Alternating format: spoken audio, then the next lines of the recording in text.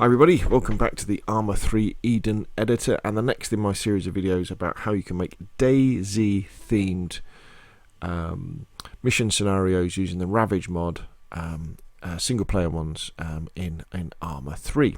So here we have our three valiant explorers for Chernarus. There's me and my AI teammates, and there's our lovely Jeep we're going to use. But one of the really cool things you can add is the ability to call in airstrikes. Yes, you could be calling in airstrikes against zombie hordes in DayZ Arma 3, and it's pretty easy to do. So what I've done is there's a tank wreck there that I've put in. So I'm going to show you how to do this. It's really easy. So let's go to the map view, and what you want to do is you're normally over here in objects. Go to systems and go down to the bottom to where it says supports. And what we're interested in is the support provider, close air support, CAS, bombing run virtual, or you could have artillery virtual or helicopter attack virtual. You can even call in transports, but let's concentrate on the bombing run virtual. Now, where you place the module on the map is the direction that the aircraft will fly in from. Now what's quite interesting is where I am actually. If we go to the map, you'll see there is a high cliff here, a high hill. So it could be a problem for an aircraft coming in on a low level attack to attack this. So what I'm going to do is I'm going to have him flying in from this direction. So he should hopefully fly along the coast. Now they don't always hit them with the first strike. Sometimes they'll miss. And or they won't bother dropping a bomb to start off with. They'll go round again if you like. Now, in order to make these work, in fact, I tell you what, let's put the bombing run virtual there, and let's put the helicopter attack virtual. What it means is virtual means that you haven't actually spawned in an aircraft somewhere on the map that's flying around. This is one you just want to call in. You know, that will just appear. If you use the actual ones like the bombing run or the helicopter attack, nothing will happen unless you've spawned in an aircraft somewhere. Then I guess it will take off and eventually get to you. But anyway, so this is the way to do it. Now we've got those two, and then we need to add a support requester. This kind of links everything up. So what we do is we connect, sync to that one. Connect, sync to that one, and then we need to connect the support requester to our soldier, to us. So if we come down to our player, we are, if I remember rightly, we're the auto rifleman. So that's me. So we go connect, sync to, and we sync that to our support requester. Cool. So now our rifleman has the ability to call in these two supports. So what we can do now is we need to make sure, this is very, very important, that our auto rifleman has got a laser designator as part of his loadout, and even more importantly, the laser designator battery. So let's just go in and let's just click on his little blue icon, go into his loadout. Do apologise.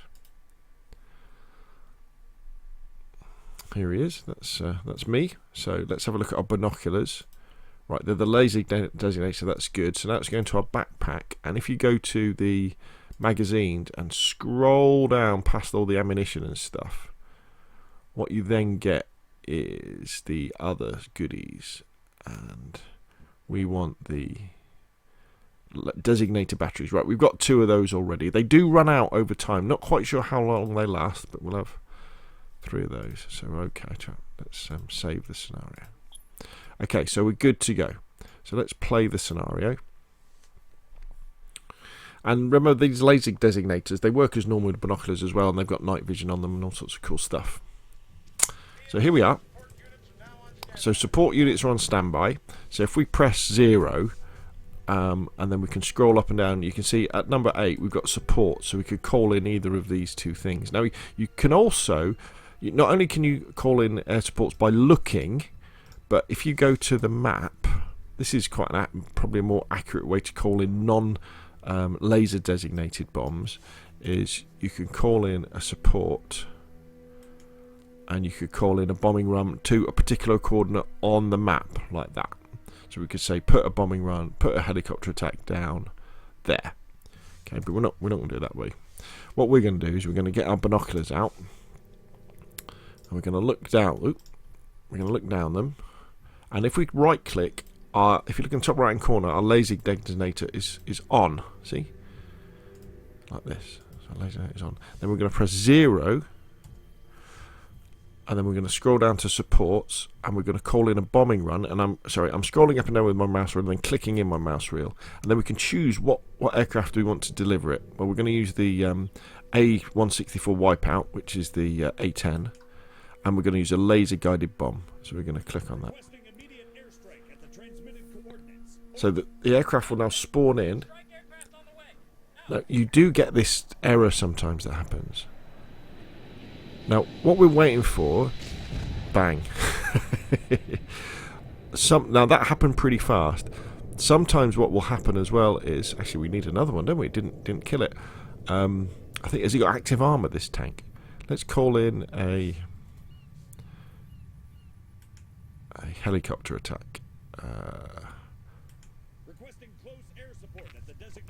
What was I saying? Sometimes you get this. What they'll say is they'll say bomb released or something like that, and then they will. In fact, we can probably.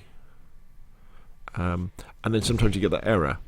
There we go. Now what will happen is if you call in something like a helicopter attack, and you use the laser designator, they will just keep attacking whatever you're aiming at. There we go, so that bomb's a little bit closer. So this is very useful against... Woo!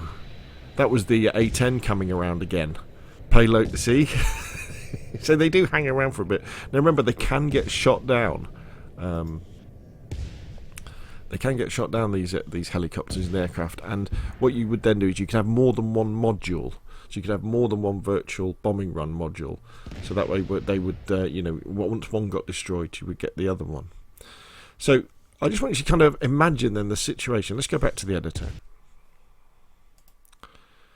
Imagine the situation where you could have, say at the Northwest, I'll use the Northwest Airfield again as an example. You could have the Northwest Airfield and you could have maybe 3 or 4 zombie hordes spawning there. Lots and lots of zombies. More than you can handle. So what do? You call in a bombing run on them. I mean... Is this absolutely cool or what? And it enables you to create missions where you're not attacking zombies. You could be attacking enemy forces with your helicopter attacks and with your bombing runs.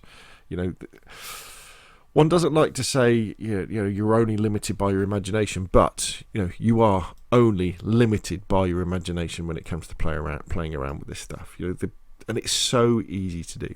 Anyway, there we go. That's how you add the bombing run and helicopter attack ability to DayZ themed Arma 3 missions using the Ravage mod and using the supports section there.